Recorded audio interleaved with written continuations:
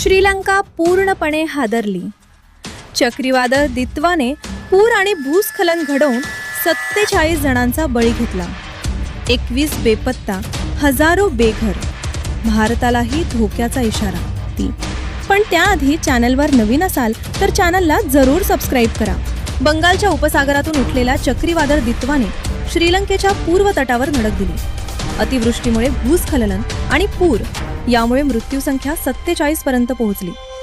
बडुल्ला आणि नुवारा एलिया जिल्ह्यात सर्वाधिक 19 ते 20 मृत्यू. डिझास्टर मॅनेजमेंट सेंटरनुसार 40,991 लोक प्रभावित. 12,313 कुटुंबांना नुकसान. शाळा बंद, ट्रेन थांबल्या, स्टॉक एक्सचेंज बंद. चक्रीवादळ आता श्रीलंकेच्या मध्यभागी वळण घेऊन भारताच्या दिशेने सरकत आहे. तमिळनाडू, आंध्र प्रदेश, पुडुचेरी, केरळसाठी हेवी रेन आणि वेगवान वाऱ्यांचा alert. IMDने Kanyakumari, Tuticorin, चेन्नईपर्यंत red alert जारी केला.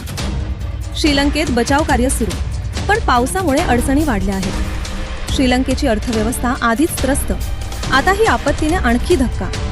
पर्यटन मंत्रालयाने पर्यटकांना देश सोडण्याची विनंती केली.